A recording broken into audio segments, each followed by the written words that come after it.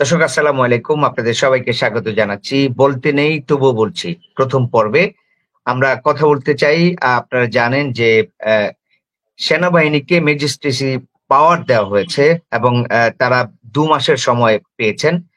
এ নিয়ে আপনাদের সাথে কথা বলতে চাই। আপনারা জানেন যে আজকে আমাদের সাথে দুজন ব্যক্তি রয়েছেন, একজন আহ সাংবাদিক সৈয়দ শিমুল পারভেজ এবং আরেকজন রাজনীতিবিদ সাদ্দাম হোসেন, গণ অধিকার পরিষদের এক অংশের নেতা। উনি উচ্চতর পরিষদের একজন সদস্য।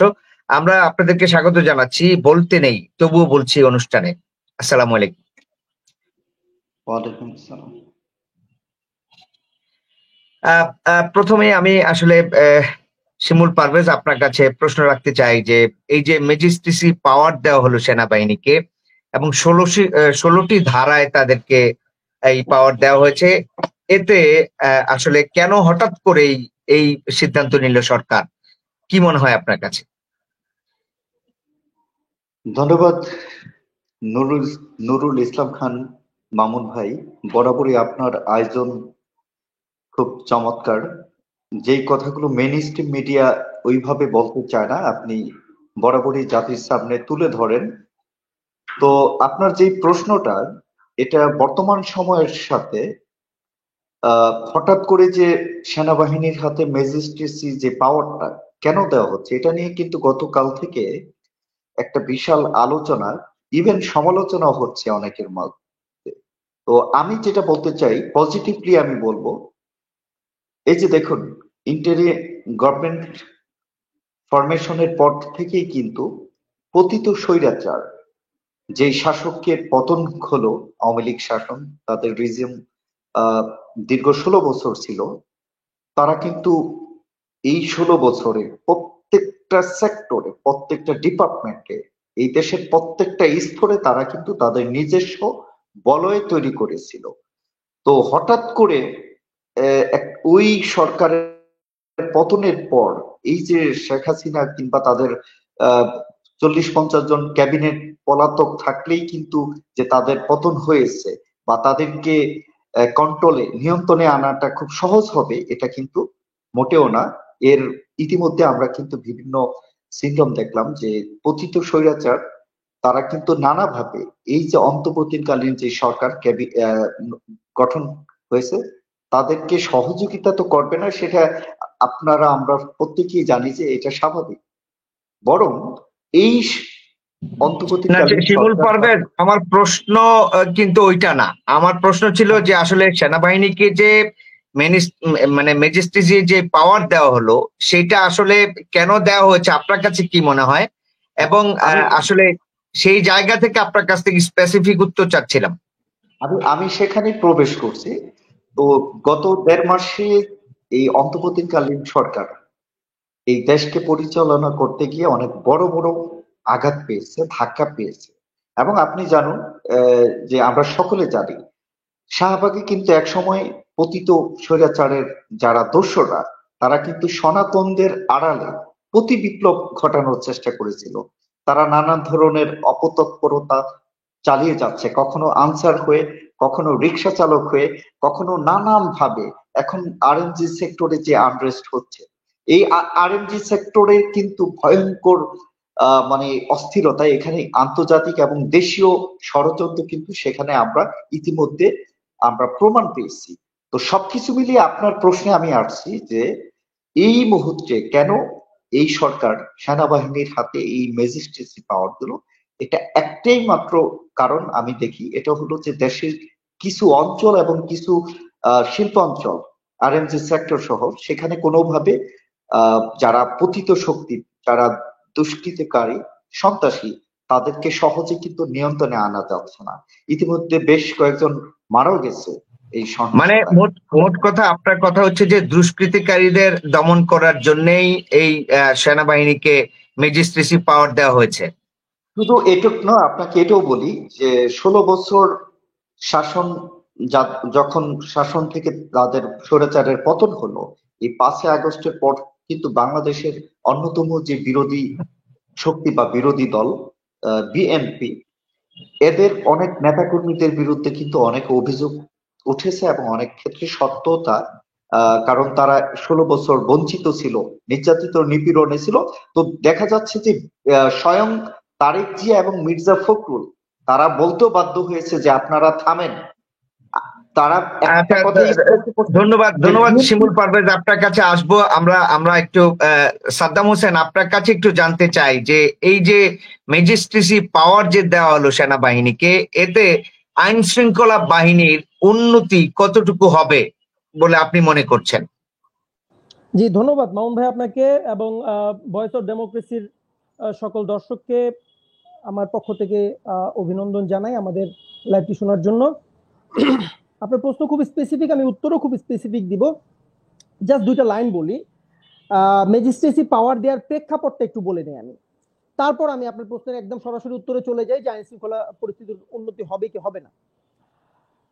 গত 5 অগস্ট এর যেই স্বৈরাচার পতন হয়েছে সেই দিন থেকে আজ পর্যন্ত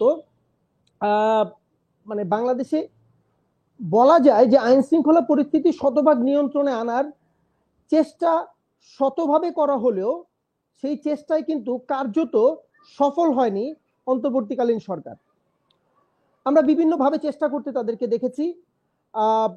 বলা যায় যে হচ্ছে পুলিশকে বুস্ট আপ করার চেষ্টা তারা করেছে, তারা সেনাবাহিনীকে মাঠে নামিয়েছে ম্যাজিস্ট্রেসি ক্ষমতা ছাড়া।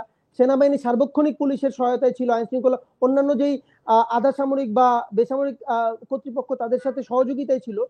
বাট কেন জেনে আইন শৃঙ্খলা পরিস্থিতি নিয়ন্ত্রণ করা যাচ্ছিল না। উপরন্তু আমাদের যেটাকে আমাদের অর্থনীতির হার্ট বলা হয়, আমাদের পোশাক শিল্প, আরএমজি সেক্টর, এই আরএমজি সেক্টরে বেশ কিছুদিন ধরে ব্যাপক অস্থিরতা তৈরি করার চেষ্টা করা হচ্ছে বিভিন্নভাবে।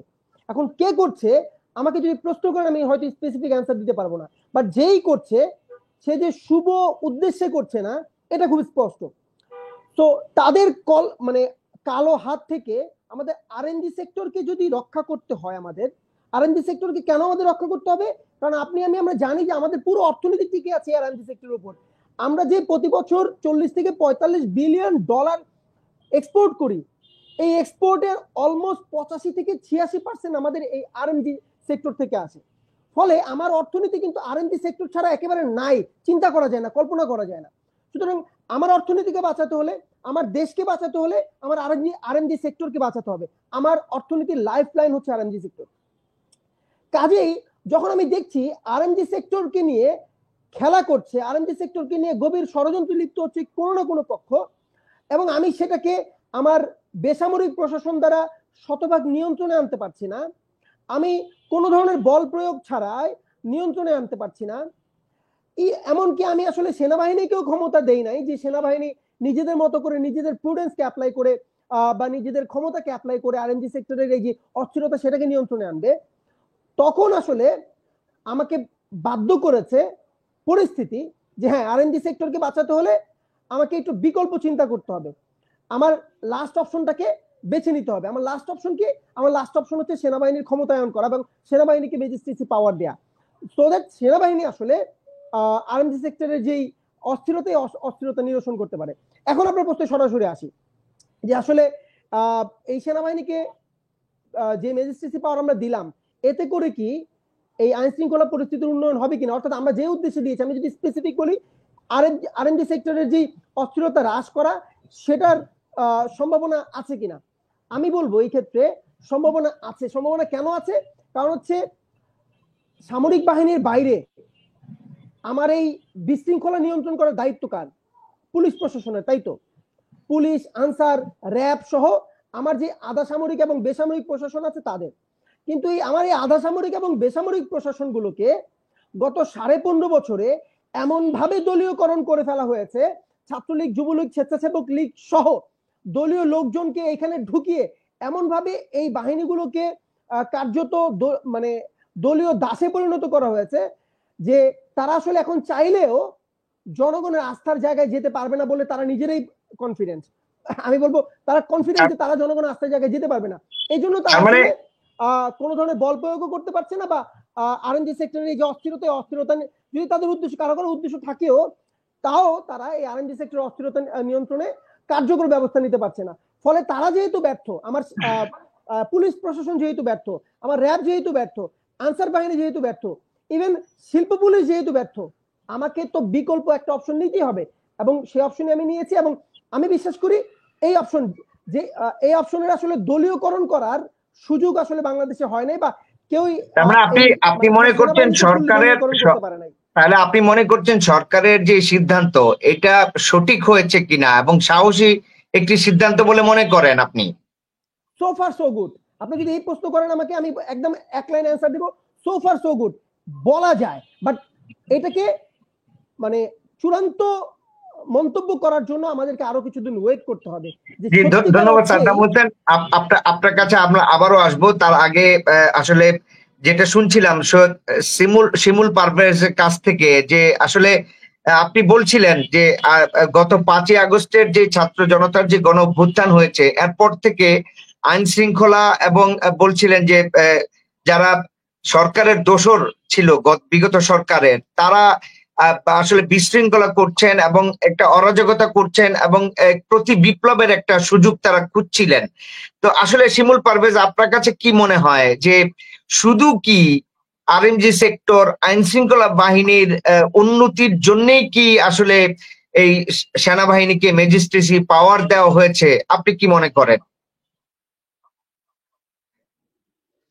হ্যাঁ মামুন ভাই, দেখুন, এখানে বিষয়টা মেইনলি আইন শৃঙ্খলা বাহিনীর উন্নতি বা এই যে দেশের যে চলমান পরিস্থিতি স্থিতিশীলতাকে বজায় রাখা বা উন্নতি করার জন্যই কিন্তু মূলত আমি মনে করি এটা। তবে আর অন্যান্য বিষয়গুলো আপনাকে আমি বলতে চাই। দেখুন, আমি বিএনপি সহ এদেশের আরো অন্যান্য যে রাজনৈতিক দলগুলো আছে, বিশেষ করে বিএনপি দেশের, যেহেতু তারা আগামীতে ক্ষমতায় আসার জন্য সবচেয়ে বেশি আমার প্রশ্ন কিন্তু শিমুল পারভেজ আমার প্রশ্ন কিন্তু বিএনপি কে ঘিরে ছিল না, সেটা পরবর্তীতে আসবে। আমি এখন যে প্রশ্নটা আপনাকে করেছি স্পেসিফিকলি সেটার উত্তর জানতে চাইছি আপনার কাছ থেকে।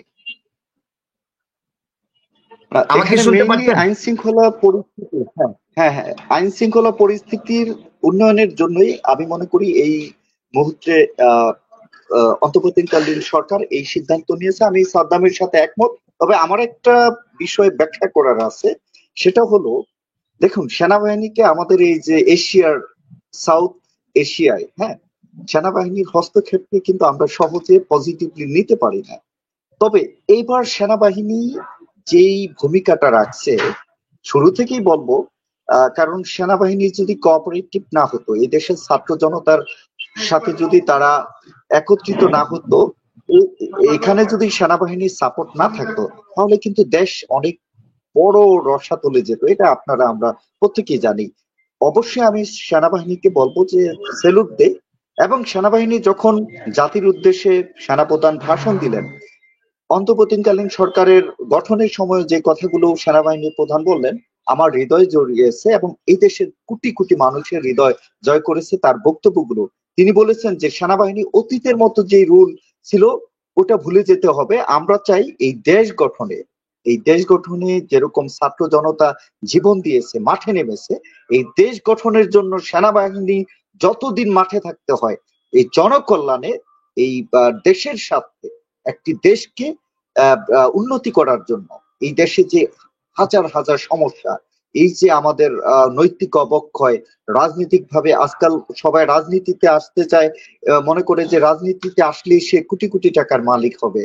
তো এই যে একটা কালচার আমাদের মধ্যে, আমার মনে হয় এই সংস্কারের এবং এই থেকে উত্তরণের জন্য সেনাবাহিনী গুরুত্বপূর্ণ ভূমিকা রাখবে বলেই মনে করি। যে সেনাবাহিনী শুধু আইন শৃঙ্খলা বাহিনীর উন্নতি নয়, অন্যান্য বিভিন্ন বিষয়গুলো তাদের মাথায় আছে। এই দেশকে গড়ার জন্য, উন্নতির জন্য সেনাবাহিনী এই ভূমিকা রাখবে বলে আমি খুব মনে মনে বিশ্বাস করি।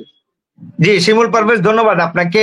আমি সাদ্দাম হোসেন আপনার কাছে এর সাথে আরেকটা প্রশ্ন যুক্ত করতে চাই, যে শিমুল পারভেজ ভাই বললেন যে সংস্কার, রাজনৈতিক যে সংস্কার, বিগত 16 বছরের যেই জঞ্জাল বা ফেসিবাদের যেই একটি অবস্থা বিলোপ গড়ে উঠেছে, সেইটাকেও সংস্কারের জন্য সেনাবাহিনীর এই ম্যাজিস্ট্রেসি পাওয়ার অনেকটা সংস্কার কাজে লাগবে।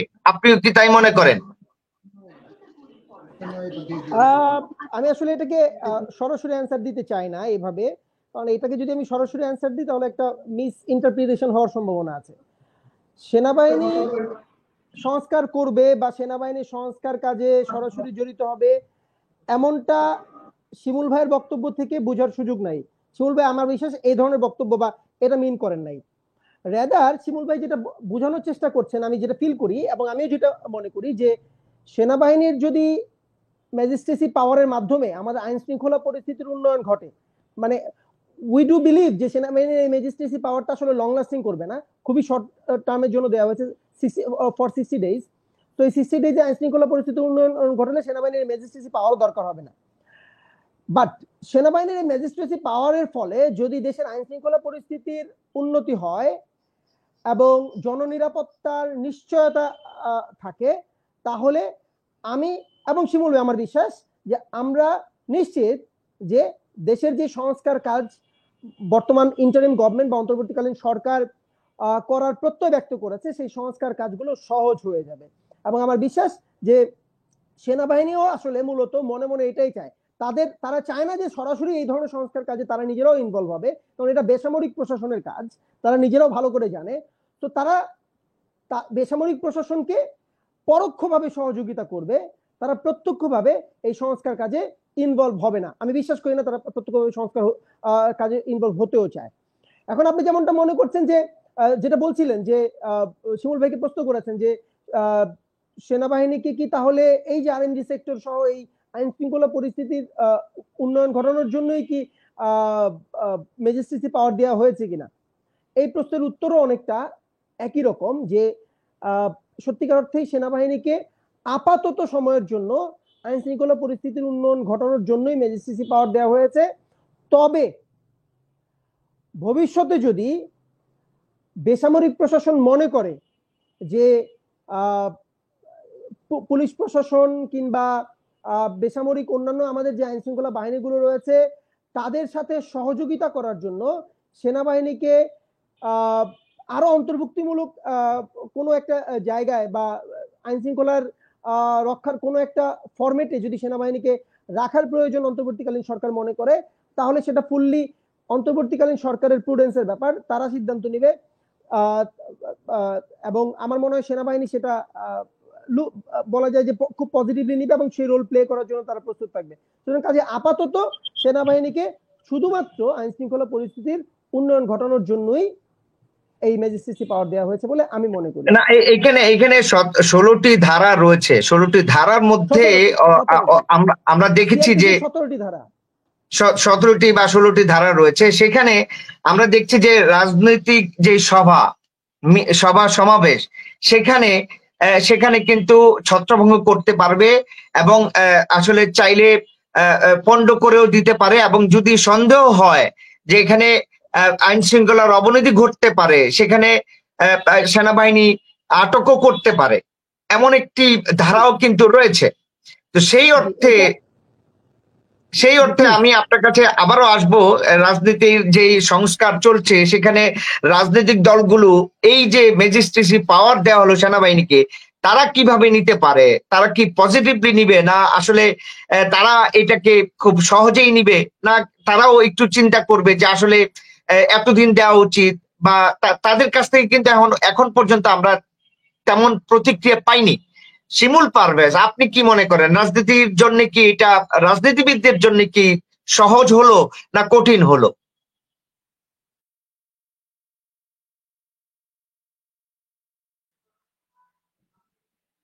শুনতে পাচ্ছেন আমাকে শিমুল পারভেজ?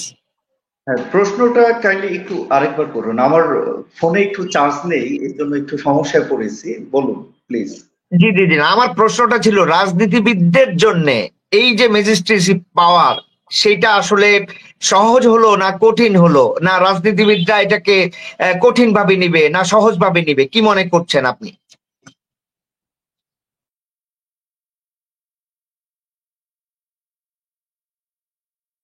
আমার মনে হয় শিমুল পারভেজ ভাইকে আমি শুনতে পাচ্ছি না। সাদ্দাম হোসেন, আপনার কাছেই যদি আবারও প্রশ্নটি করি যে রাজনীতিবিদরা তো চায় রাজনীতি করতে, যেই জায়গাতে রাজনীতিবিদরা কিন্তু বিগত 16 বছর দেখেছি তারা রাজনীতিকে ব্যবসায় পরিণত করেছে, তারা ভোগ দখল করেছে, তারা এটাকে ফেসিস্ট রিজিম পরিণত করেছে। সেই জায়গা থেকে একটা ভয়ের জায়গা আছে কিনা যে সেনাবাহিনী যারা দুর্নীতি পরায়ণ রয়েছে তাদের লিস্ট তো তাদের কাছে রয়েছে, সেই জায়গা থেকে একটা শুদ্ধি অভিযান কি চলতে পারে বা হবে কিনা? সাদ্দাম হোসেন। জি, ধন্যবাদ। আমাকে প্রথমেই বলি যে আপনার এই প্রশ্নে মামুন ভাই আমাকে শুনতে পাচ্ছেন কিনা জানি না।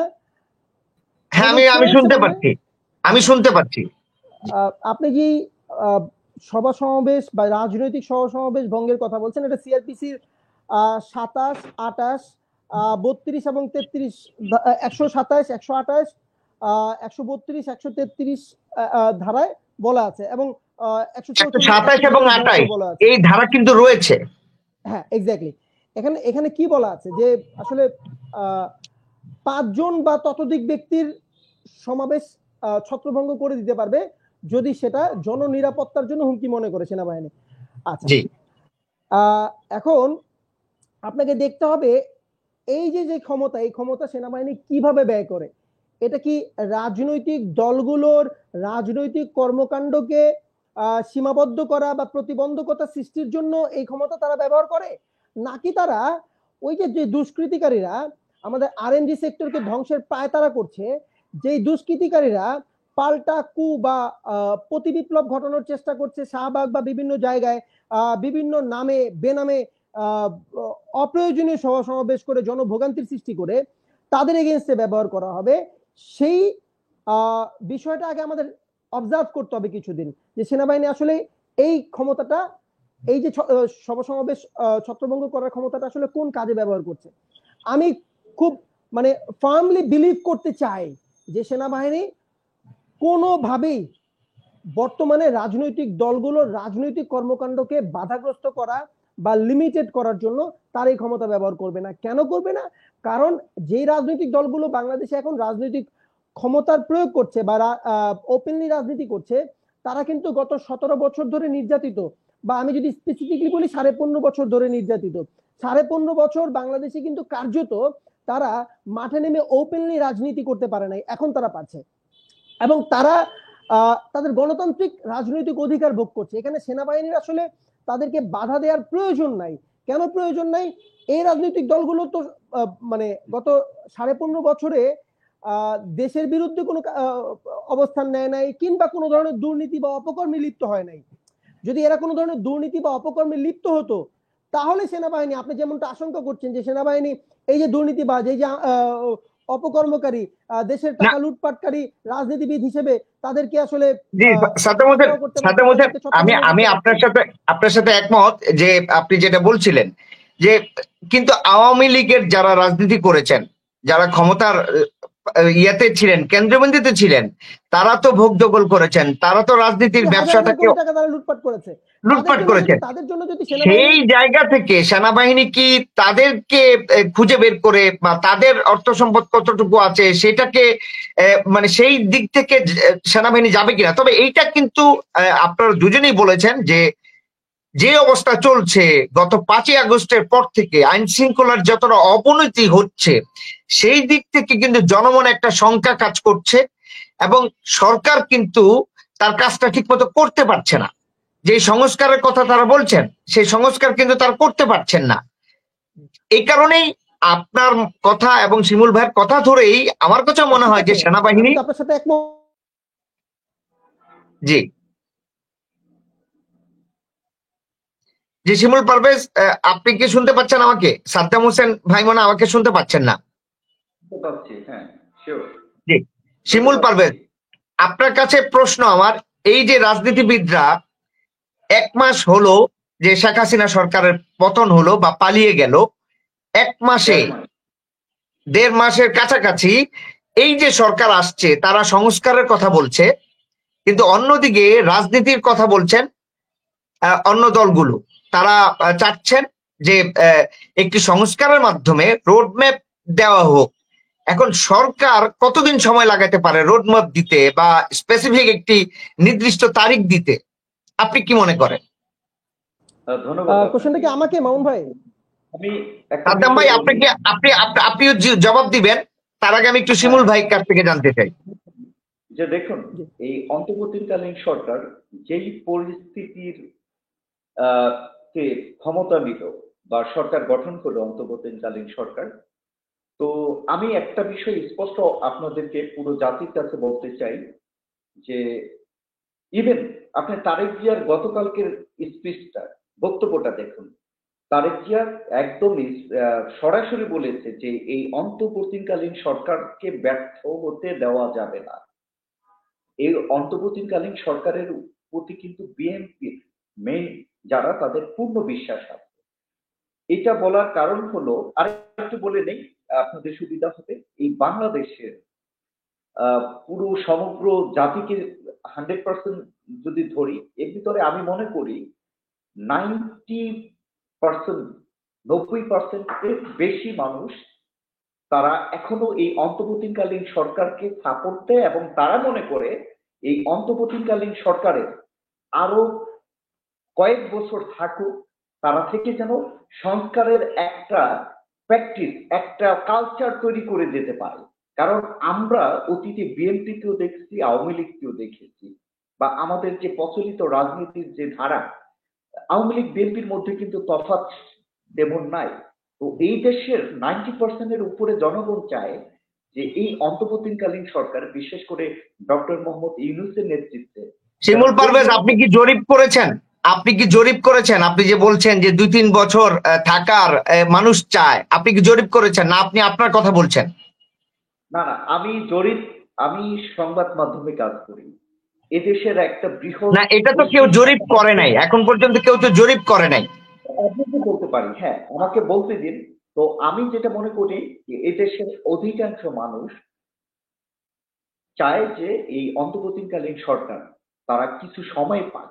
এই সময়টা পেলে কি হবে, এই যে আমাদের যে প্রচলিত রাজনীতি সংস্কার হবে। শিমুল পারভেজ, আপনার কাছে আপনার কথাটা, ভিউটা বুঝতে পেরেছি। আমাদের সময় কিন্তু খুব কম। আমি সাদ্দাম হোসেন ভাই, আসলে শিমুল পারভেজ ভাই বলছেন যে 2-3 বছর সময় দিলে ভালো হবে এবং বেশিরভাগ মানুষ এটা চায়। এতে কি সংকট তৈরি হতে পারে কিনা? সাদ্দাম হোসেন কি মনে করেন? আচ্ছা, আমি স্পেসিফিকলি এটা বলতে চাই না। আপনার কাছে আসতেছি শিমুল পারভেজ ভাই, আপনার ভিউটা বুঝতে পেরেছি, আপনি এটাই বুঝাতে চাইছেন। আমি আসতেছি, আপনার কথা আবার নিব। জি সাদ্দাম হোসেন। আচ্ছা, আমি স্পেসিফিকলি বলতে চাই না ভাই যে 2-3 বছর থাকতে হবে। তবে আমি মনে করি যে একটা এমন একটা সময় তাদের দায়িত্বে থাকা উচিত, বা এত সময় তাদের দায়িত্ব থাকা উচিত যত সময় তারা দায়িত্বে থাকলে দেশের যে প্রতিষ্ঠানগুলোকে গত 15.5 বছর ধ্বংস করে ফেলা হয়েছে। আমি যদি সাংবিধানিক প্রতিষ্ঠানগুলোর দিকে তাকাই, আমার নির্বাচন কমিশন, আমার দুদক, আমার বাংলাদেশ ব্যাংক সহ যতগুলো স্বায়ত্তশাসিত প্রতিষ্ঠান, আমার বিচার ব্যবস্থা, তো যতগুলো, ইভেন আমাদের শিক্ষা ব্যবস্থা, স্বাস্থ্য ব্যবস্থা, এই খাতগুলোকে ন্যূনতম একটা জায়গায় দাঁড় করানোর জন্য যতটুকু সময় দরকার ততটুকু সময় আমি বর্তমান সরকারকে বা এই অন্তর্বর্তীকালীনকে ক্ষমতায় দেখতে চাই। কারণ আমরা জানি আসলে এতে রাজনৈতিক কোনো সংকট তৈরি হবে কিনা। না, আমি সেটাই বলছি। আমাদের অভিজ্ঞতা বলছে যে এই প্রতিষ্ঠানগুলো গত 53 বছর বিভিন্ন রাজনৈতিক দল, কারো কারো হয়তো সদুদ্দেশ্য ছিল যে এই প্রতিষ্ঠানগুলোকে সত্যিকার অর্থেই শক্তিশালীকরণের কাজে তারা মনোনিবেশ করবে, কিন্তু কার্যত বাংলাদেশের রাজনৈতিক দলগুলোর বিভিন্ন পক্ষের সাথে এমন কমিটমেন্ট দেয়া থাকে যে তারা চাইলেও বাংলাদেশের অভ্যন্তরীণ এই স্বায়ত্তশাসিত প্রতিষ্ঠানগুলোকে আসলে তারা শক্তিশালীকরণ করতে পারে না। ফলে রাজনৈতিক দলগুলোকে দিয়ে এই প্রতিষ্ঠানগুলো শক্তিশালী করা সম্ভব না, এই প্রতিষ্ঠানগুলোকে পুনর্গঠন করা সম্ভব না। এই জন্য এই সরকারে থাকা উচিত। এবার আপনাকে বলি আপনার প্রশ্নের স্পেসিফিক অ্যান্সার, যে এতে করে রাজনৈতিক সংকট তৈরি হবে কিনা। রাজনৈতিক সংকট কেন তৈরি হবে? এখানে রাজনৈতিক সংকট তৈরি করবে কে? রাজনৈতিক সংকট এর আগে আমরা যদি 2007 এবং 2008-এর যে অন্তর্বর্তীকালীন সরকারের কথা, তত্ত্বাবধায়ক সরকারের দিকে তাকাই, সেই সরকারে না কেন সেই কেন সরকারও কেন কেন সংস্কারমূলক ব্যবস্থা রাজনৈতিক নিয়েছিল। সংকট তৈরি হতে পারে, আমি যদি একটু আপনার সাথে যুক্ত করতে চাই, তা হচ্ছে এখন যে সরকার রয়েছে তারা কিন্তু রাজনৈতিক কোনো সরকার নয়, তারা কিন্তু সুশীল বা অন্তর্বর্তীকালীন একটি সরকার। এই সরকার যদি আমি এই কথায় একমত না। আমি আপনার সাথে এই কথা, আপনার এই কথায় একমত না। কেন এই কথায় একমত না? আপনার রাজনৈতিক সরকার বলতে আসলে কি বোঝাচ্ছেন? রাজনৈতিক সরকার বলতে কি রাজনৈতিক দলগুলোর আহ, মাধ্যমে যে সরকার গঠিত হয় সেই সরকারকে বোঝাচ্ছেন, নাকি না না জনগণের সেটা না অনুমতি নিয়ে সেটা যে না সরকার আছে সেটা সেই সেটা না সরকারকে আমি বোঝাচ্ছেন? বলতে চাচ্ছি, ইতিপূর্বে যারা এখন রাষ্ট্র ক্ষমতায় রয়েছেন, রাষ্ট্র পরিচালনা করছেন, তাদের রাষ্ট্র পরিচালনার কোনো অভিজ্ঞতা নেই। সেই জায়গা থেকে সেই জায়গা থেকে রাজনীতির যেই ধারা, সেই ধারাটা আসলে কি ব্যাঘাত ঘটবে কিনা, কারণ এরা তো দেশ চালাতে না না, আমি ব্যর্থ আমি হলে। আমি এটা মনে করি না। আমি এটা মনে করি না এই কারণে যে আপনি দেখেন 1978 সালে শহীদ প্রেসিডেন্ট জিয়াউর রহমান, যিনি বাংলাদেশের, আমি বলবো স্বাধীন বাংলাদেশের সবচেয়ে সেরা প্রেসিডেন্ট আমার, এবং সেরা স্টেটমেন্ট আমার দৃষ্টিতে। শহীদ প্রেসিডেন্ট জিয়াউর রহমান যখন রাষ্ট্র ক্ষমতা নিয়েছিলেন, তার পূর্বে কি তার রাষ্ট্র ক্ষমতা বা রাষ্ট্র চালানোর অভিজ্ঞতা ছিল? কিন্তু তিনি তো 3 বছর, 3.5 বছর মেয়াদে, 4 বছরের কম সময় ক্ষমতায় থেকে শত শত বছর বাঙালির হৃদয় পটে অবস্থান করে নিয়েছেন। বাঙালির মানে আত্মার আত্মীয় হয়ে গিয়েছেন না বাংলাদেশের। সেই জায়গা থেকে সাদ্দাম হোসেন, আমি বুঝতে পেরেছি যে আপনি বলতে চাইছেন যে এই সরকার যতটুকু সময় পাবে ততটুকু সময় সংস্কার করে একটা নির্বাচন দিবে, এমনটাই আপনি বোঝাতে চাইছেন। অবভিয়াসলি, এবং আমি মনে করি না এতে করে কোনো ধরনের রাজনৈতিক সংকট আছে, কারণ রাজনৈতিক সংকট যারা তৈরি করবে তারাই আসলে রাজনীতি থেকে বিতাড়িত হয়েছে স্বেচ্ছায়। জি জি জি জি, অবশ্যই ধন্যবাদ সাদ্দাম হোসেন, আপনার কাছে আবার আসবো যদি সময় থাকে। আমি শিমুল পারভেজ ভাই, আপনি যেটা বলছিলেন, এবং আপনাকে আরো একটি প্রশ্ন রাখতে চাই, তা হচ্ছে রাজনৈতিক দলগুলো যারা এই যে এখন যারা রয়েছেন, ছাত্র জনতার যে গণঅভ্যুত্থান হয়েছে তাদের প্রতিনিধি রয়েছে, কিন্তু ছাত্র জনতার যে গণঅভ্যুত্থান ঘটেছে সেটা কি ছাত্ররা ঘটিয়েছে, নাকি আপামর জনগণ ঘটিয়েছে, না রাজনৈতিক দলগুলোর এইখানে ভূমিকা ছিল? আপনার কাছে কি মনে হয়? শুধু এখন যে একটি ধোঁয়াশা চলছে যে ছাত্ররা বলতে চাইছে যে এটা তাদের অবদান, রাজনীতিবিদরা বলতে চাইছেন যে না, এখানে বিএনপি, জামাত এবং অন্য দলগুলোর অংশগ্রহণ ছিল, না থাকলে ছাত্ররা ওইরকম ভাবে তারা সফল হতে পারতো না। আপনার কাছে কি মনে হয় শিমুল পারভেজ? আচ্ছা, খুবই গুরুত্বপূর্ণ বিষয়। আমি আপনাকে একটা কথা বলি, শুধু এদেশের ছাত্র সমন্বয়ক তারাই ক্রেডিট নিচ্ছে না, যেরকম বিএনপি নিতে চাচ্ছে। তবে জামাতকে এই ক্ষেত্রে একটু স্মার্ট মনে হয়েছে। জামাত কখনো নিজেদের ক্রেডিট নিতে চায়নি। এটা সাদ্দামও আমার মনে হয় এক হবে যে গত 1.5 মাসে জামাতের কোনো আচরণে বা কোনো কথায় মনে হয়নি যে তারা নিজেরা কোনো ক্রেডিট দাবি করে, যদিও আপামর জনতার কাছে একটা মহলে বা সর্বমহলে সবাই, ইভেন আওয়ামী লীগও মনে করে যে এই আন্দোলনের পিছনে সবচেয়ে বড় গুরুত্বপূর্ণ ভূমিকা ছিল জামাতের। কারণ 1 আগস্ট, মানে আগস্টের 1 তারিখে কিন্তু আওয়ামী লীগ সরকার জোর করে নির্বাহী ক্ষমতার বলে কিন্তু জামাতকে নিষিদ্ধ করে। তো জামাতকে নিষিদ্ধ কেন করা হয় এটা স্পষ্ট। তাদের নিউজ ছিল, গোয়েন্দার নিউজ ছিল, নানান টিমের গোয়েন্দা সংস্থারা নিউজ দিচ্ছে যে এই আন্দোলনের মূল চালিকা শক্তি বা যারা ফুয়েল নিচ্ছে জামাতের প্রতি তাদের একটা না, মানে শিমুল, অভিযোগ ছিল। যদি গোয়েন্দা এখন আমরা নজরদারি বা গোয়েন্দা তথ্য যদি সেরকম ভাবেই বিগত সরকারের থাকতো, তাহলে তো তারা জানতে পারতেন যে ঢাকায় কত মানুষের আগমন ঘটেছে, সেইভাবে তো তাহলে সরকার আগেই পদত্যাগ করতো, সেটা কেন করলো না? দেখুন, এই বিষয়টা খুবই, আমি আবারও বলবো, পুরো জাতি শুনবে। শেখ হাসিনা তো পদত্যাগ করতে চায়নি। সে যদি পদত্যাগ করতে চাইতো তাহলে তার দেশ থেকে পালিয়ে যেতে হতো না। সে 19 তারিখ 20 তারিখেই পদত্যাগ করতে পারতো, এদেশে রাজনীতি করতে পারতো। আমি এটা দৃঢ় বিশ্বাস করি। তাহলে এই যে পরবর্তীতে 5 আগস্ট বা তার এটাকে কেন্দ্র করে যত গণহত্যা, এই যে হত্যা করার পরে লাশ পুড়িয়ে দেওয়া, এটা কিন্তু হতো না। তো আমি আপনাকে যেটা বলবো, আপনার একটা প্রশ্নে যে এখানে এই ধোঁয়াশা অনেকেই দাবি করতেছে, ছাত্রদের ভিতরে অনেকে দাবি করে যে আওয়াজ দ্য মাস্টার মাইন্ড। অনেকে এই যে আমার সাথে সাদ্দাম যদিও আমার ছোট ভাই, কিন্তু ও অনেক বড় পলিটিশিয়ান। আমি ওর উত্তর উত্তর সফলতা কামনা করি। এই সাদ্দামের যাদের সাথে আছে তাদের অনেক নেতাও দাবি করতেছে বিভিন্ন টক শোতে, ফেস দ্য পিপলে, যে বুঝিয়ে দিচ্ছে যে না, উনিও মাস্টার মাইন্ড ছিলেন বা তারাও মাস্টার মাইন্ড ছিলেন। অনেকে বলছে যে না, এটা তারাই যে মাস্টার মাইন্ড। কিন্তু এখানে সরকারি গোয়েন্দা সংস্থার রিপোর্ট অনুযায়ী 1 তারিখে জামাত ইসলামকে এবং শিবিরকে নিষিদ্ধ করা হয়। তো আমি বলতে চাই যে আওয়ামী লীগ কিন্তু জামাত শিবিরকে মাস্টার মাইন্ড মনে করেই তাদেরকে নিষিদ্ধ করা হয়েছিল, কিন্তু আজও পর্যন্ত জামাত কিন্তু মানে কখনো এটা এটা তাদের আপনার আপনার ওপিনিয়ন, ব্যক্তিগত ওপিনিয়ন। আসলে শিমুল পারভেজ ভাইকে আমরা হারিয়েছি, আমরা আসলে সাদ্দাম হোসেন, আমরা শেষের দিকে চলে আসছি। আমি যেই প্রশ্নটা আসলে শিমুল পারভেজ ভাইকে করছিলাম, সেটা আপনি কি মনে করেন যে আসলে এখন যারা সমন্বয়ক বা ছাত্ররা যে এখন অভিভাবক তুল্য জায়গায় রয়েছেন, তারা সংস্কার করতে চাচ্ছেন এবং রাজনীতিটাকে একটা রাজনীতির ধারায় নিয়ে আসতে চাইছেন, সেই জায়গা থেকে আসলে এই যে ছাত্র গণ অভ্যুত্থান, এটা কি 1 মাসের, এটা কি 3 মাসের, এবং নাকি এটা দীর্ঘ 16-17 বছরের আন্দোলনের প্রতিফলন হচ্ছে এই 5ই আগস্ট? আপনি কি মনে করেন? এটা দীর্ঘ 16 জি বছর। ধন্যবাদ। একেবারে শেষ থেকে শুরু করি, শেষ থেকে শুরু জি, করি। এটা কি দীর্ঘ 16 বছর আন্দোলনের প্রতিফলন কিনা, এই প্রশ্নকে আমি বলবো যে পুরোপুরি আমি একমত না এই প্রশ্নের সাথে, এটার সাথে। দীর্ঘ 16 বছরের আন্দোলনের প্রতিফলন না, রেদার দীর্ঘ 16 বছরের হাসিনা সরকারের, স্বৈরাচার সরকারের, ফ্যাসিস্ট হাসিনার, খুনি হাসিনার প্রতি মানুষের যে ঘৃণা বা ক্ষোভ, সেই পুঞ্জীভূত ক্ষোভের বিস্ফোরণ। এই বিস্ফোরণটা মানুষ আসলে ঘটানোর ব্যানার পাচ্ছিল না। মানুষ আসলে কোনো রাজনৈতিক দলকে বিশ্বাস করতে পারছিল না যে যেই রাজনৈতিক দলের পিছনে গিয়ে আমি আসলে শেখ হাসিনার বিরুদ্ধে দাঁড়াবো, সেই রাজনৈতিক দল তো আমাকে বেঁচে দিবে, আন্দোলনকে বেঁচে দিবে, বা সেই রাজনৈতিক দল অনেক নেতাই তো বিক্রি হয়ে যাবে। ইভেন এমন হইতে পারে যে শেখ হাসিনার পরিবর্তে তাদেরকে যদি আমি ক্ষমতায় নিয়ে আসার জন্য তাদের পিছনে গিয়ে আন্দোলন করি, তাহলে তারা তো আরো বড় শেখ হাসিনা হয়ে যেতে পারে।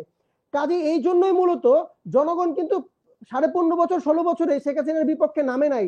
কেন? জনগণ সুইটেবল ব্যানার পায় নাই। জনগণ আজকে মনে করেছে যে রাজনৈতিক দলগুলোর বাইরে আসলে একটা সুইটেবল ব্যানার হয়েছে, যেখানে আসলে আস্থা রাখা যায় যে এখানে আসলে কোনো একক রাজনৈতিক দল আমার এই আন্দোলনটাকে চুরি করে নিয়ে যেতে পারবে না, ডাকাতি করে নিয়ে যেতে পারবে না।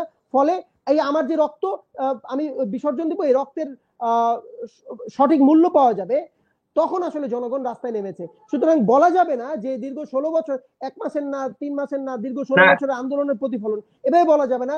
বলতে হবে সাদ্দাম ভাই তারা না, এটা কি শুধু ছাত্রের এর এর মানে এর যে কন্ট্রিবিউটর, এর কি শুধু ছাত্ররা? No no no no no no no no এই প্রশ্নের উত্তর হচ্ছে একদম না। কেন ছাত্ররা হবে? ছাত্ররা অবশ্যই এখানে ক্রিয়ানক ভূমিকা পালন করেছে, বাট দ্যাট ডাজন্ট মিন যে অনলি তারাই আসলে এই মহাবিপ্লবটা ঘটাইছে। এই মহাবিপ্লব ঘটাইছে ছাত্ররা, সামনে থেকেছে, বাট পিছন থেকে ফুয়েল জুগিয়েছে বিএনপি, আওয়ামী লীগ, গণ অধিকার পরিষদের মতো দলগুলো, ছোট ছোট দলগুলো, ইভেন সাধারণ মানুষ, যারা গত 15.5 বছর 16 বছরে এই ফ্যাসিস্ট হাসিনার অপকর্মে, লুটপাটে ক্ষুব্ধ, জি অবশ্যই সাদ্দাম হোসেন, জি জি অবশ্যই ধন্যবাদ। আপনি ঠিকই বলেছেন। আশা করি দর্শক যারা দেখছেন তারাও হয়তো আপনাদের এই আলোচনার সাথে একমত হবেন, এবং যারা আপনি কি মনে করছেন সেটাও জানাতে পারেন কমেন্টের মাধ্যমে। আমি শিমুল ভাই আপনার কাছে শেষ প্রশ্ন, এই প্রশ্নের উত্তর চাইলে সাদ্দাম ভাইও দিতে পারেন।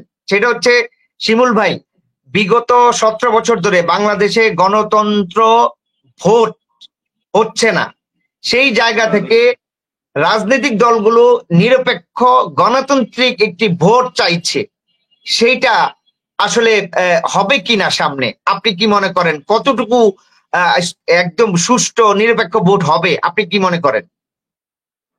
ধন্যবাদ। দেখুন, স্বৈরাচার 15.5 বছরে তাদের যে রিজিম ছিল, এই দেশে কিন্তু বিএনপি, জামাত, অন্যান্য যারা রাজনৈতিক শক্তি আছে, তারা কিন্তু আওয়ামী লীগকে ওইভাবে সরাতে পারেনি। এবং শুধু হয়তো আন্দোলন এদেশের বিএনপি, জামাত সহ অন্যান্য দল করেছে, কিন্তু এই দেশের আপামর জনগণ কিন্তু আরো বেশি ক্ষুব্ধ, আরো বেশি ক্ষোভ তাদের, যে তারা তাদের ভোটাধিকার প্রয়োগ করতে পারেনি। তো এই 16 বছরের যত অনাচার, অবিচার, জুলুম, গুম, খুন, হত্যা, ধর্ষণ এবং এই যে কোটি কোটি হাজার হাজার মিলিয়ন মানে লক্ষ কোটি টাকার পাচার, এরপরে সবচেয়ে বড় বিষয় দেখুন, আমরা বাঙালিরা কিন্তু অনেক আবেগী। হাজার হাজার কোটি টাকার তারিখ কি বলে সচিবালয়ের জয়, আহ, শেখ হাসিনা কিংবা আমি বলতে দিন, আমি সংক্ষেপে বলছি যে আওয়ামী লীগের মন্ত্রীরা হয়তো পাচার করতেছে, এটা কিন্তু এদেশের 80% জনগণ বোঝে না, 20% জনগণ ওইভাবে চিন্তা করে। আর 80% জনগণ হলো তারা মনে করে যে আমি ডিম কিনতে গিয়ে, চাল কিনতে গিয়ে, তেল কিনতে গিয়ে, নিত্য প্রয়োজনীয় যত জিনিসগুলো আছে এগুলো যদি ক্রয় ক্ষমতার ভিতরে থাকতো, তাহলে কিন্তু এই 80% জনগণ কিন্তু ওই শেখ হাসিনা, শেখ রেহানা, ওই সজীব ওয়াজের জয় বা বড় বড় এমপি মন্ত্রীদের হাজার হাজার কোটি টাকা পাচার, এটা নিয়ে তাদের কোনো হেডেক থাকতো না। কিন্তু সরকার ধরাটা খেয়ে গেছে আসলে এই যে বাজারের সিন্ডিকেট, এটা জনগণ শিমুল ভাই, আপনাকে যে প্রশ্ন করলাম সেই প্রশ্ন থেকে বেরিয়ে যাচ্ছেন। না না না, প্রশ্নটা ছিল যে আপনি যেটা বললেন, প্রশ্নটা আবার বলেন তাহলে। আমার প্রশ্নটা ছিল যে ভোটের জন্য যেই একটি গণতান্ত্রিক যে ভোট, সেই ভোট কিন্তু হচ্ছে না 17 বছর, এখন সেটা হবে কিনা কি মনে করেন? আমি মনে করি সেটা 100% একটা ফেয়ার অ্যান্ড ফ্রি ইলেকশন হবে, এবং এই ফেয়ার অ্যান্ড ফ্রি ইলেকশনের জন্যই, ডেমোক্রেটিক একটা এনভায়রনমেন্ট তৈরির জন্যই এই যে অন্তর্বর্তীকালীন সরকার এবং তাদের অনেকগুলো ইনিশিয়েটিভ দেখেছি, এর মধ্যে একটা সবচেয়ে গুরুত্বপূর্ণ কিন্তু কিন্তু কিন্তু সংবিধান বলতেছে, শেখ হাসিনার একটি ফোনালাপ ফাঁস হয়েছে, সেখানে কিন্তু বলা হয়েছে যে এই সরকার অবৈধ এবং ইলেক্টেড প্রধানমন্ত্রী হচ্ছেন শেখ হাসিনা। সেই দিক থেকে যদি এই সরকার সময় বেশি নেয় তাহলে কি সুষ্ঠু যে গণতান্ত্রিক যে ভোট সেটা কি বিলম্ব হবে কিনা কি মনে করেন? সংক্ষেপে বলতে হবে, সময় কম। যদি ওই বিষয়ে আলোচনা হয় যে এই সরকার অবৈধ, শেখ হাসিনার পদত্যাগ করেনি, তাহলে সারা রাত চলে যাবে। আমি ওইদিকে বলবো না, এটা হাস্যকর বিষয়। এদেশের জনগণ জোর করে ডক্টর ইউনূস সহ এদেশের সুশীল সমাজের হাতে দায়িত্ব তুলে দিয়েছে। এখন আমি আপনার যে প্রশ্নটা সেটা কবে নাগাদ হইতে পারে মনে করেন? সুষ্ঠু গণতান্ত্রিক যে ভোট সেটা কবে নাগাদ হইতে পারে? আমি আবারও বলি, 2-3 বছরের কথা এই দেশের জনগণ বলেছে, আমি বলতেছি না। তবে আমিও সাদ্দামের সাথে একমত, এখানে কোনো স্পেসিফিক সময় 2 বছর 3 বছর এরকম না। সময়টা যতটুক সময় এই দেশের বেসিক সংস্কারে, বেসিক রিফর্মে দরকার, সেটা 2 বছর হতে পারে, 1 বছর হতে পারে, বা যখন মনে করে যে না, ইন্টারিয়াম গভর্নমেন্ট মনে করতে পারে যে না, আমরা একটা কনভিনিয়েন্ট এনভায়রনমেন্ট, মানে ডেমোক্রেটিক এনভায়রনমেন্ট তৈরি করতে পেরেছি, এখন ইলেকশন দিলে শতভাগ সুস্থ এবং নিরপেক্ষ হবে, লেভেল প্লেইং খেলার একটা ফিল্ড তৈরি হবে। আমার মনে হয় ওই সময় ডক্টর ইউনূস এই শুধু বাংলাদেশের গর্ব নয়, পুরো পৃথিবীতে তার যে জি জি জি, ধন্যবাদ ধন্যবাদ আপনাকে শিমুল, আমাদের অনুষ্ঠানে জয়েন করবার জন্য। আমরা আগামীতে আপনাকে আবারও চাইবো, আপনার কাছ থেকে শুনবো। আপনি যথেষ্ট বিশ্লেষণ করেন এবং আপনি ফেসবুকে খুব খুব অ্যাক্টিভ, এ নিয়ে অনেক কথা বলেন। আমরা আপনাকে আবারও চাইবো। সাদ্দাম হোসেন, যে প্রশ্নটা শিমুল ভাইকে করছি সেইটা আপনি কি মনে করেন? জি, অবাধ সুষ্ঠু নিরপেক্ষ নির্বাচন হবে কিনা, যে নির্বাচন আসলে গত 15.5 বছর বা 16 বছর বাংলাদেশ দেখেনি, এই প্রশ্নের উত্তর হচ্ছে হ্যাঁ, তবে সেজন্য একটু অপেক্ষা করতে হবে। এটা আপনারা চায়েন না যে আগামীকালই হবে, আপনারা চায়েন না যে 2 মাস 3 মাসের মধ্যে হবে। এটার জন্য আপনি একটু অপেক্ষা করেন। আপনারা যারা 16 বছর দুঃশাসন দেখেছেন, ভোটাধিকার বিহীন থেকেছেন, আপনারা চাইলেই আর 16 মাস বা তার চেয়ে কিছু বেশি সময় ভোটারবিহীন থেকে সারা জীবন ভোটাধিকার প্রয়োগ করার নিশ্চয়তা পেতে পারেন। আমার বিশ্বাস আপনারা ততদিন পর্যন্ত ধৈর্য ধরবেন, আর সেটা যদি আপনারা ধরেন এবং এই সরকারকে যদি আপনারা সহযোগিতা করেন, আমি বিশ্বাস করি এই সরকার আমাদেরকে একটি অবাধ, সুষ্ঠু, গ্রহণযোগ্য। এর সাথে যুক্ত করে একটা প্রশ্ন আপনাকে রাখতে চাই, সেটা হচ্ছে যদি ছাত্র নাগরিক কমিটি করা হয়েছে, ছাত্ররা যদি রাজনৈতিক দল করে, তাহলে এই যে সরকার রয়েছে ছাত্রদের আসলে সমর্থিত সরকার, ডক্টর মোহাম্মদ ইউনূস যদি ছাত্র রাজনৈতিক দল ঘোষণা করে বা করে ফেলে, সেক্ষেত্রে নিরপেক্ষ ভোটের প্রশ্নটা কি আসলে থাকে কিনা, যে আসলে নিরপেক্ষ ভোট হবে কিনা? আমি এই প্রশ্নের অ্যান্সার দেওয়ার জন্য 1 মিনিট সময় চাচ্ছি আপনার কাছে, আপনি আমাকে 1 মিনিট সময় দেন। দেখেন, নিরপেক্ষতার প্রশ্ন তুলবে কে? তুলবে হচ্ছে বিএনপি, তাই তো? কারণ এই মুহূর্তে না, যদি শুধু ভোট হয় বিএনপি তাহলে না, আরো রাজনৈতিক দল রয়েছে, জামাত রয়েছে, ঠিক আছে, গণ আমি অধিকার কেন বলছি পরিষদ বিএনপি রয়েছে, তুলবে, আপনারা রয়েছেন। I'm explaining my point. আমি কেন বলছি শুধু বিএনপি তুলবে, I'm explaining my point. কারণ এই মুহূর্তে যদি আসলে একটা নির্বাচন হয়, সেই নির্বাচনে বিএনপি আশা করছে তারা ল্যান্ডস্লাইড ভিক্টরি পাবে, এবং এটা কার্যত পক্ষেই অসত্য না। কাজেই মানে প্রশ্ন তোলার সবচেয়ে বড় দাবিদার আসলে বিএনপি, যে নিরপেক্ষ নির্বাচন হবে কি হবে না যদি এই ছাত্ররাই একটা নতুন দল করে। বিএনপির কাছেই আমার তাহলে প্রশ্ন থাকবে যে শহীদ প্রেসিডেন্ট জিয়াউর রহমান, যিনি বাংলাদেশের সফলতম রাষ্ট্রনায়ক, তিনি আসলে বিএনপি নামক দলটা কখন তৈরি করেছিলেন? তিনি কি ক্ষমতার বাইরে থেকে বিএনপি নামক দলটা তৈরি করেছেন এবং বাংলাদেশকে সুশাসন উপহার দিয়েছেন বা সঠিক নির্বাচন উপহার দিয়েছেন? উত্তর তো না, তাই না? সুতরাং শহীদ রাষ্ট্রপতি জিয়াউর রহমান যদি ক্ষমতায় থেকে বা ক্ষমতার কাছাকাছি থেকে বিএনপি গঠন করে একটা সুষ্ঠু সুন্দর নির্বাচন দিতে পারে, বাংলাদেশকে ডেমোক্রেসি উপহার দিতে পারে, আমার বিশ্বাস বর্তমান ইন্টারিম গভর্নমেন্টও যদি তাদের নেতৃত্বে বা তাদের পরোক্ষ সহযোগিতায় কোনো রাজনৈতিক দল প্রতিষ্ঠা করে বা প্রতিষ্ঠা হয়, যে ক্ষেত্রে তারা সহযোগিতা করুক বা না করুক, যদি ক্ষমতার আশেপাশে থেকে কোনো রাজনৈতিক দল প্রতিষ্ঠিত হয় এবং সেই রাজনৈতিক দল যদি সুষ্ঠু গ্রহণযোগ্য নির্বাচন উপহার দিতে পারে, যেটা শহীদ রাষ্ট্রপতি জিয়াউর রহমান আমাদের দেখিয়েছেন যে পথ, সেটা যদি তারা করে যেতে পারে, আমি এখানে অন্যায়ের কিছু দেখি না, বরঞ্চ আমি এটা পজিটিভ দেখি এই কারণে যে দেখেন, ডেমোক্রেসিতে কিন্তু একটা শক্তিশালী বিরোধী দল দরকার। এখন বিএনপি যদি আজকে ক্ষমতায় আসে, তাহলে বিএনপির বিরোধী দল কে হবে? বিএনপির জন্য তো একটা বিরোধী দল লাগবে, শক্তিশালী বিরোধী দল লাগবে। এখন শক্তিশালী বিরোধী দল কার্যত এই মুহূর্তে নাই। আপনি যাই বলেন না কেন, আমি জামাতকে রেসপেক্ট করি, জামাত আসলে অনেক শক্তিশালী, বাংলাদেশের তার সবচেয়ে মানে শক্তিশালী আপনার কথা থেকে সংগঠন। যেটা বোঝা যাচ্ছে যে ছাত্ররা যদি এখন দল করে সেটাকে সমর্থন করা উচিত। না, কেন সমর্থন করা উচিত আমি এই জন্য বলছি, আমি আমাকে 30 সেকেন্ড দেন। কেন সমর্থন করা উচিত? কারণ হচ্ছে ধরেন বিএনপির বাইরে আওয়ামী লীগ তো আসলে বাংলাদেশের রাজনীতিতে এখন ইরেলিভেন্ট, অপ্রাসঙ্গিক, সুতরাং আওয়ামী লীগের কথা বাদ দিচ্ছি আমরা। তাহলে বাংলাদেশের বর্তমান রাজনীতিতে সবচেয়ে বড় স্টেক হচ্ছে বিএনপির, এরপরে কার?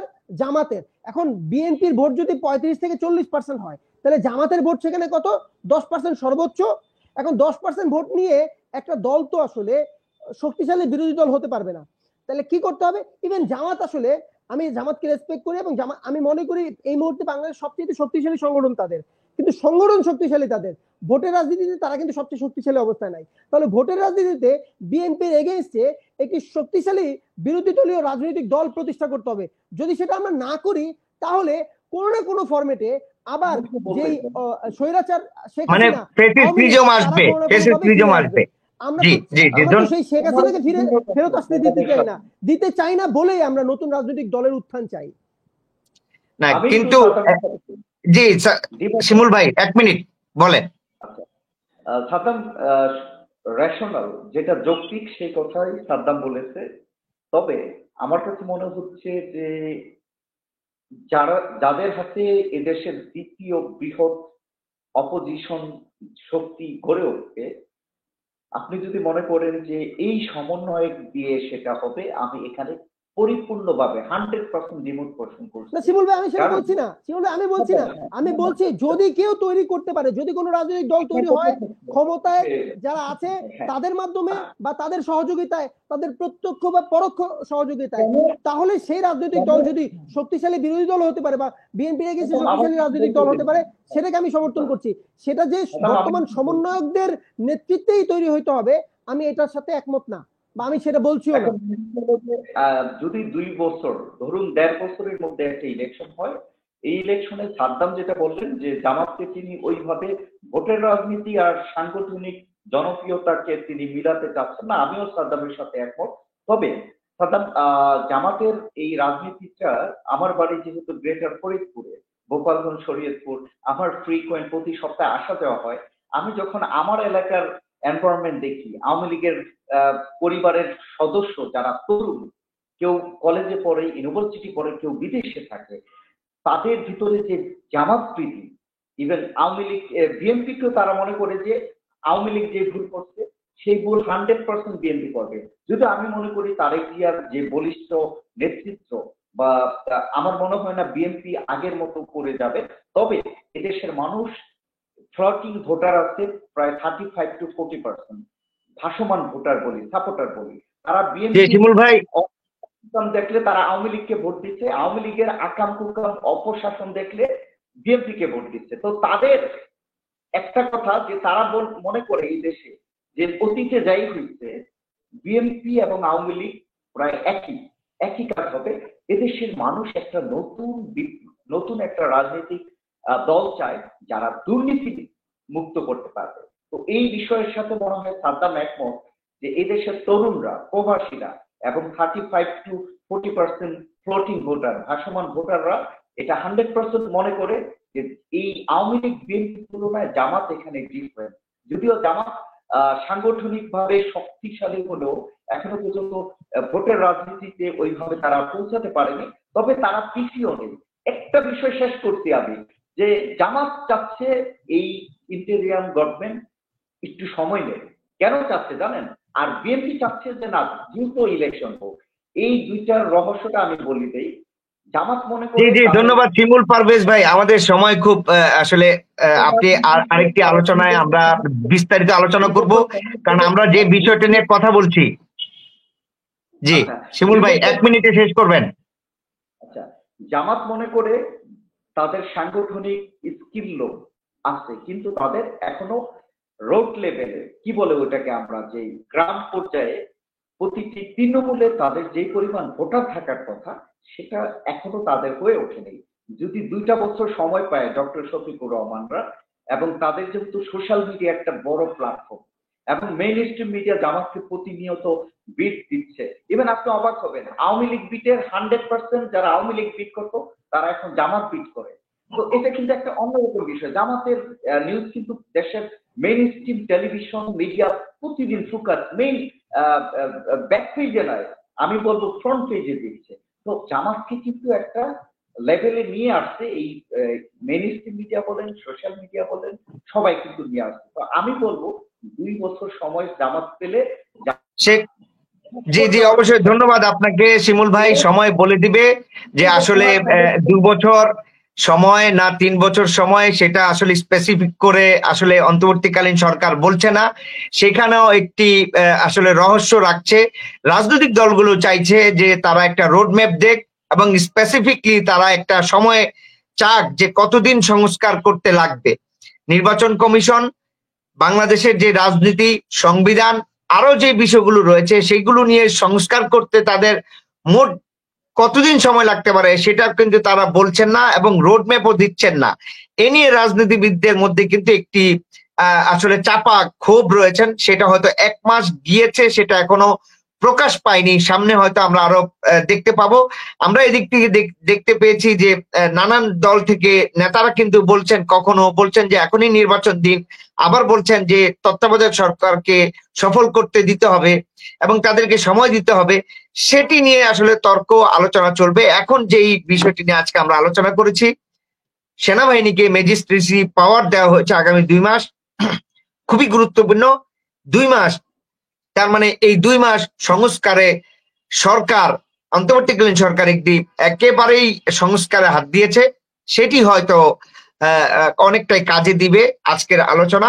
আমরা আগামীতে আপনাদেরকে আবারও চাইবো, বলতে নেই তবুও বলছি অনুষ্ঠানে আবারও নতুন কোনো অতিথি নিয়ে আলোচনা হবে।